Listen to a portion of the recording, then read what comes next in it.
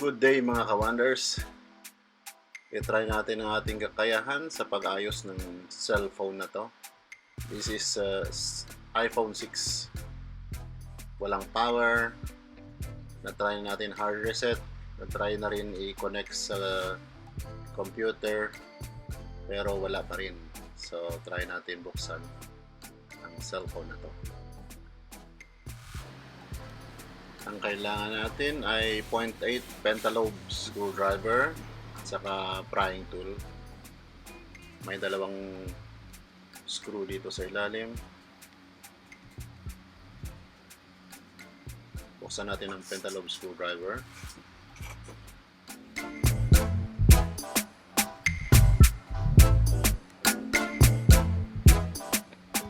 Mas maganda kung magnetic ang yung screwdriver, and then set aside ang screw. Patandaan kung saan ito nanggaling.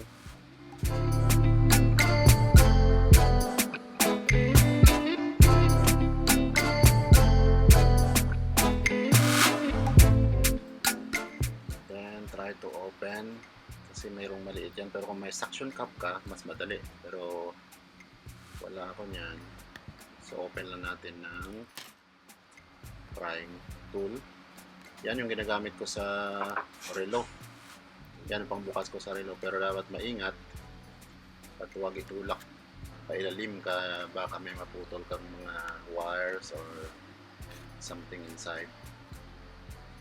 Kailangan dahan-dahan lang paikot.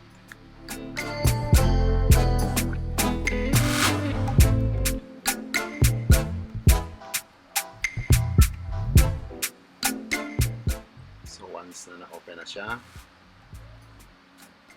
taas lang siya ng 90 degree. Dapat 90 degree lang para di maputol ang flat wires na na-connect sa screen.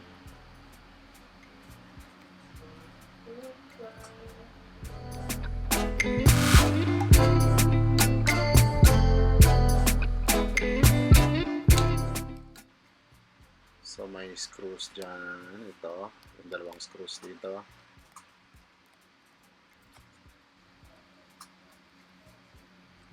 Kailangan mo ng cross screwdrivers na super liit. Tanggal yung cover ng battery connector. And set aside mo rin yung screw, huwag iwala. Yan, ulit i-pry natin. And then, buksan ng connector.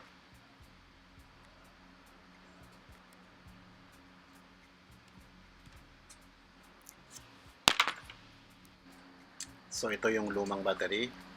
Hindi ko na naipakita kung paano kanina tinanggal yung mga stickers sa ilalim nito.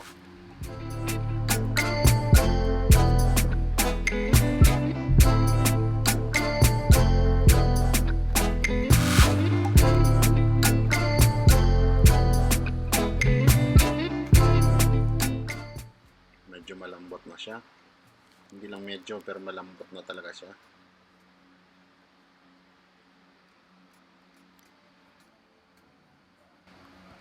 Ito sa likod. Pwede mo ring tanggalin yung screen. So magkita ng pagtanggal ng mga screw nito, 5 or 6 screws. And then may mga connectors dito sa ilalim, 4 na connectors para matanggal ang screen.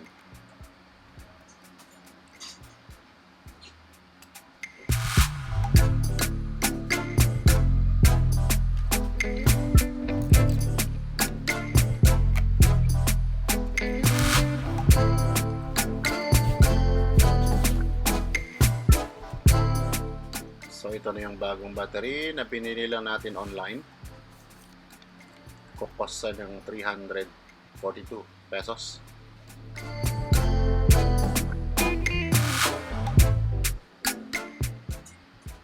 Ito ay 3.82 volts saka 6.91 watt hour.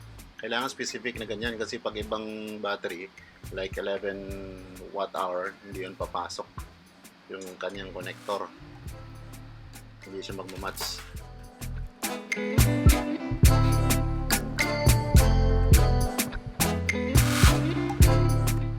ating bagong battery ay may kasama ng double-sided tape. Siya magsisecure sa ilalim ng battery, between the phone and battery. Tanggalin na natin isang side nito.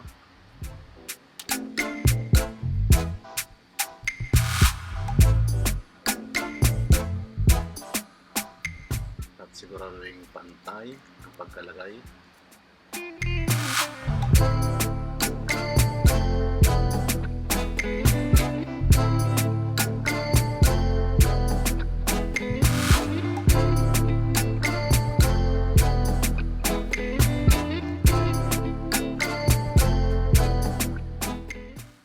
Pantay sa guhit sa ilalim. And then just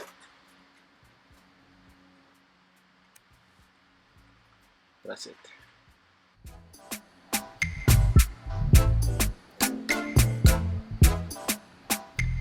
At tanggalin ang isang side pa na adhesive plastic cover niya.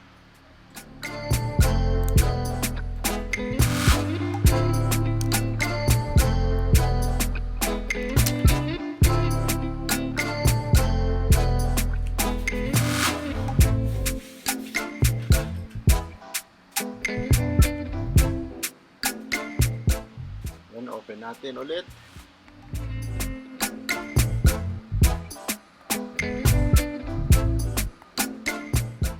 Fix ang snap-in connector, battery.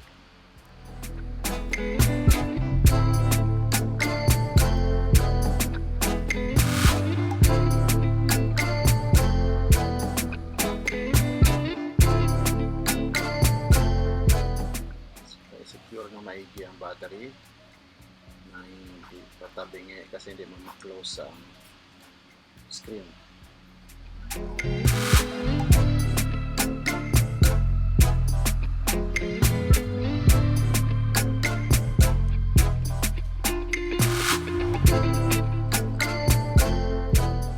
Then ibalik natin ang cover at saka yung screws na itatakip sa battery connector.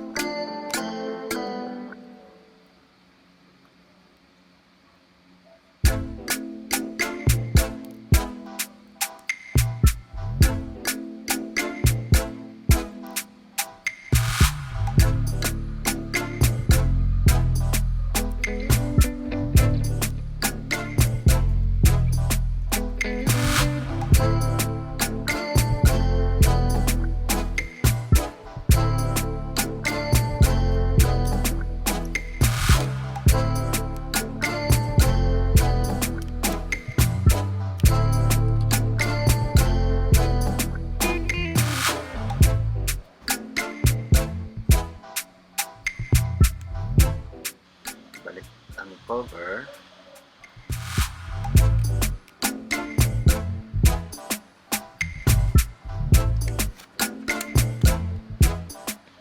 Ayaw pa lumapat ah.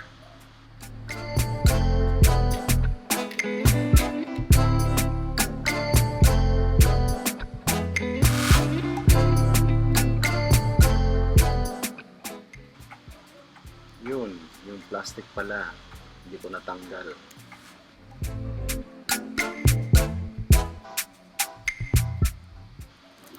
Kaya ang tanggalin yung maliit na plastic, yung cover ng battery sa dulo. Yan yung mag-hold ng battery.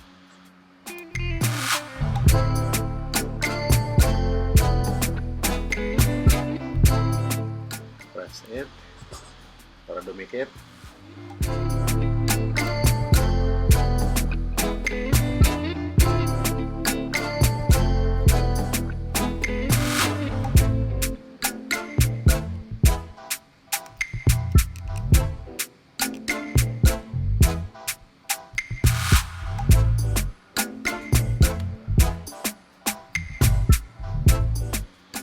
final na. Balikin natin.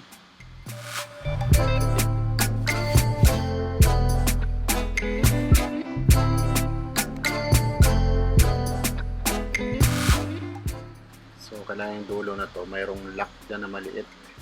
I-push lang natin siya konti papaloob. And then press.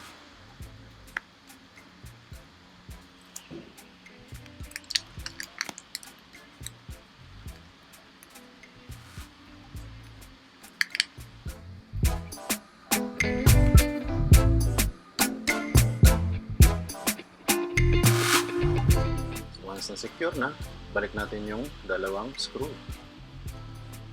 Ito yung 0.8 pentalobe screws.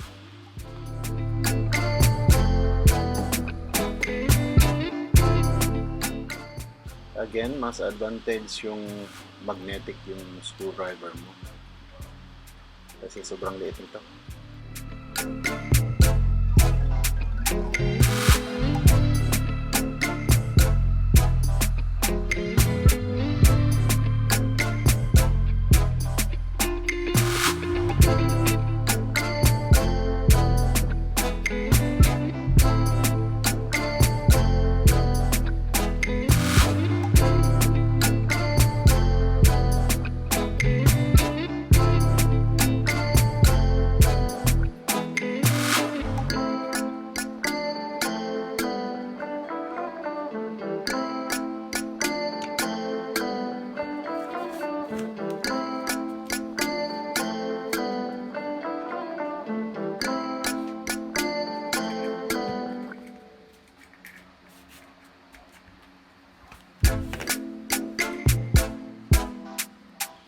So, ito na, moment of truth.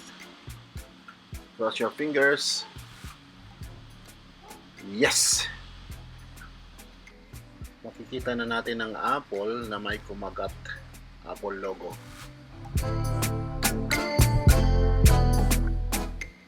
So, wait. Let's wait.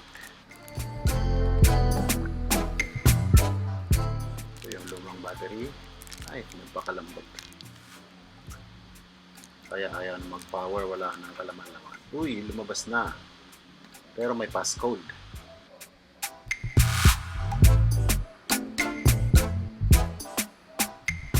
Yan. Pero kaya naman natin buksan yung may passcode. Pero hindi na natin ipakita yan dito.